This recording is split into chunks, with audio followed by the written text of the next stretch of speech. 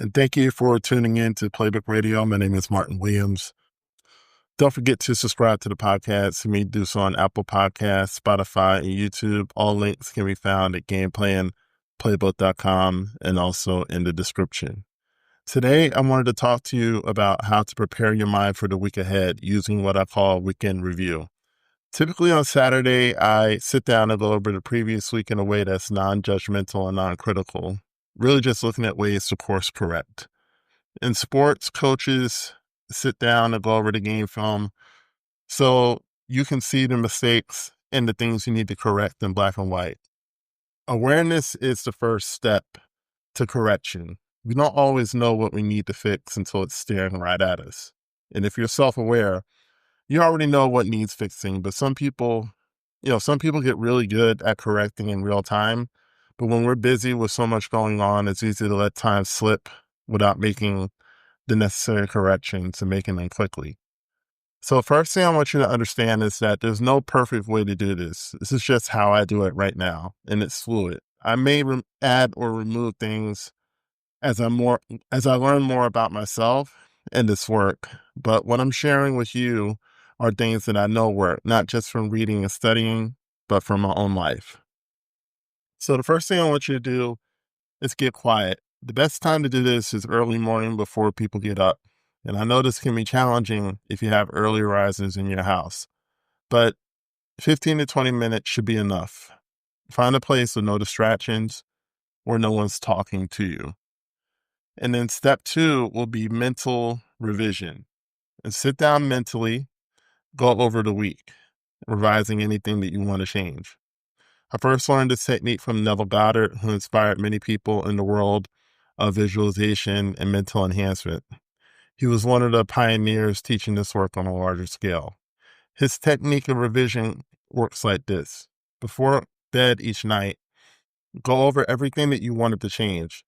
Maybe you didn't get a client, you didn't get a job, or something at work didn't go as planned. Sit down and revise the scene as if you got it right. Here's why this works. The subconscious mind doesn't know the difference between real and imagined facts. The more you practice this, your subconscious can't tell it didn't happen. Whatever you repeat, the subconscious mind takes as law. If you replay your failures and mistakes, you're going to continue making mistakes. But if you rewrite those moments, telling your subconscious mind it happened differently, you rebuild your confidence and your faith quickly. People lose confidence because they replay the failures. Don't replay failures, replay successes. If you haven't had successes yet, create some in your mind. When that's all running in your mind 24/7, it becomes very difficult to fail. Step 3, now you want to visualize your breakthrough goals. I suggest having at least one, but no more than 3 breakthrough goals per area. If it's financial, maybe it's an income goal or debt elimination. If it's health, maybe it's a weight goal. If it's business, maybe it's a sales or income target. But visualize that goal as if it already happened, taking all the feeling and energy of it happening in your mind. And what this does is that it primes your mind for manifestation. Do this daily, but on the weekends, you have more time to go deeper. Really allow yourself to give in to the idea that this goal is real. And many people visualize in their head, but not with their whole body. So it stays an idea in their head. Then immediately they're thinking of something else.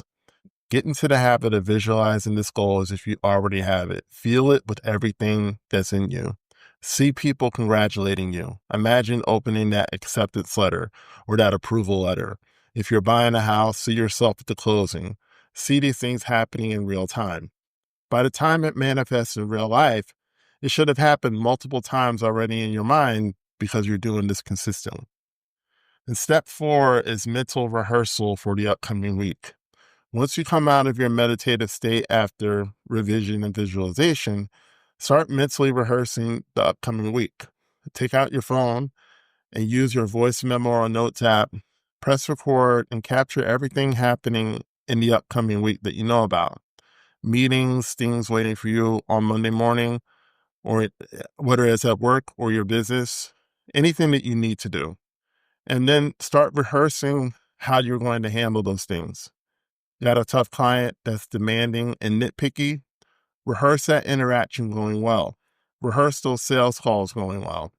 What you'll do is that you'll develop confidence. And then when your game plan is done tomorrow, ideally before the week starts, you'll have a script, and you'll create that script for the meeting. And having already done your rehearsal, you've done more preparation than 80 to 90% of professionals in this world. Almost nobody does this on a consistent basis. You'll be ready at a level that most people aren't. And the more prepared you are, the less anxious and fearful you'll be because you know you're prepared. And then step 5, schedule daily mental check-ins. Schedule a daily mental check-in with yourself.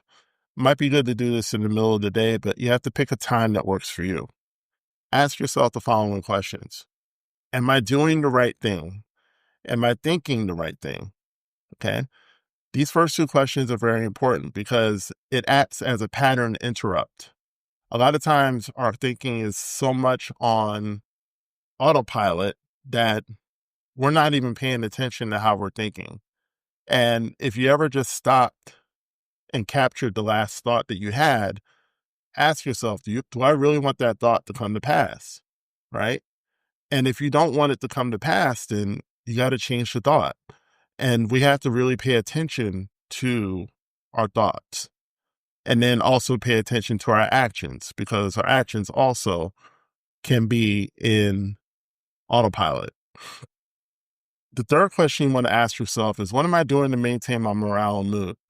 Especially if you're at a job that you don't like, where everyone around you is miserable and chaotic. What are you doing to keep your mood and your morale high? What are you doing to maintain structure in your life? And then the fourth question you want to ask yourself is, how am I keeping my energy levels up? This is about proper nutrition. Are you taking your vitamins, your medication if needed? Are you eating correctly? Not tons of fried food, but fruits and vegetables, drinking more water. These are things that we all need to ask ourselves, because when we get busy, nutrition is often the first thing that goes out the window. Get into the habit of doing these daily check-ins. And when you do it, it only takes about 5 minutes, but it helps you stay on track for the day and the week, and you'll see real results. So I hope you start practicing this and start putting it into action, and they'll help, and it will absolutely make a difference in your life. So I look forward to hearing your feedback. You can go to my Substack in the description, follow me there, and we can discuss in the comments anything that comes up with your introduction to this weekly review practice. So next week, I'm going to dive into more of a daily mental practice, and I'll expand on what I mentioned about mental check-ins and help you establish a daily practice for mental performance, something that you can listen to and go through before your day gets started. Thank you so much for tuning in. My name is Martin Williams. Don't forget to like, comment, subscribe, and share, and I'll talk to you soon.